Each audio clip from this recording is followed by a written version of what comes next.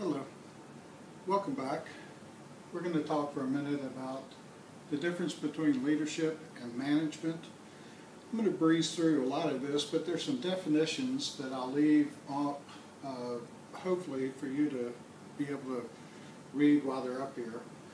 So this really is for us to explore together, but for you to think about in your own mind. What is the difference between leadership and management, and how does that apply to you? How do you see your role? Do you have elements of both leadership and management in your role? And if so, which style is more important to the type of organization that you're working with today? So, what is leadership? This example that I put up here is simply that leadership is the ability to affect human behavior. And again, that's to accomplish a mission. And we talked about mission, vision, and values. The mission statement, who we are, not just what we want to do, but how do we accomplish the mission of the organization by getting shared vision and people to pull together to make things happen. So leadership delivers true value, integrity, and trust is often called transformational leadership. This is with the assumption that your organization is not where you want it to be. How do you get it there? Leadership, transformational leadership is what we're talking about. And these definitions are abstracted from a work called Executive EQ, which is Emotional Intelligence and Leadership, by Robert Cooper and Amen Salaf. So, management. What is management?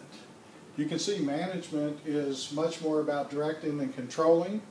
It's about leading the people who lead the work. In other words, management is touching the worker.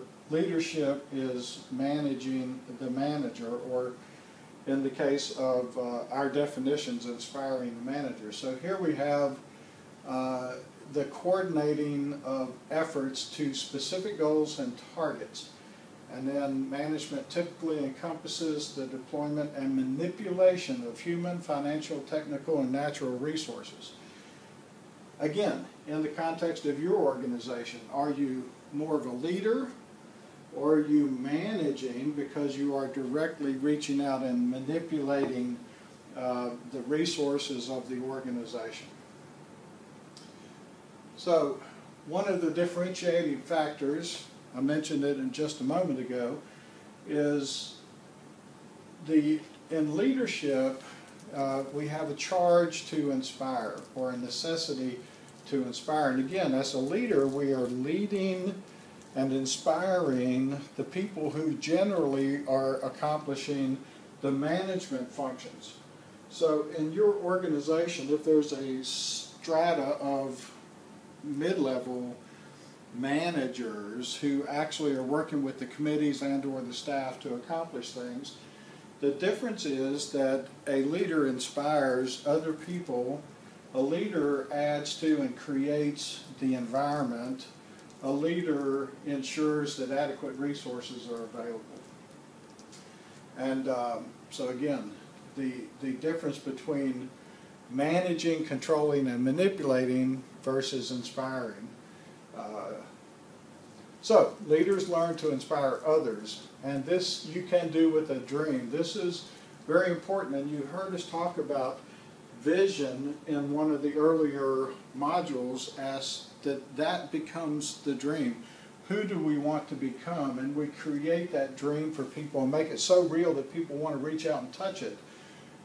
So this is why it's important for you to have a mission and a vision which transcend just simple survival. You have to want to be something. You want to become something. You want to reach and stretch for something to give you inspiring and powerful dreams that can motivate people. And in their book, The Leadership Lessons of the Navy SEALs, Jeff Cannon and his brother, Lieutenant Commander John Cannon, talk about the internal energy in the organization that comes from the thundering herd mentality, and that is the team wants something so badly that you just literally give them the resources and get out of the way and let them go and get it. so that leaders don't have to add the positive motivation behind the team. The team has that instilled in it. And again, you do that with dreams. So here's a quick 3-minute drill for you. It's very simply in your organization and your role in your organization, what do you see as your greatest management challenge? And then, alternately, what do you see as your greatest leadership challenge? This is an exercise that you probably should do with your team, with your executive team, or with your executive board members, or with your volunteer leadership, however your organization is structured. Talk about the difference between management, leadership, and explore together what your greatest challenges are in each. Again, I thank you for taking time to view. Good luck.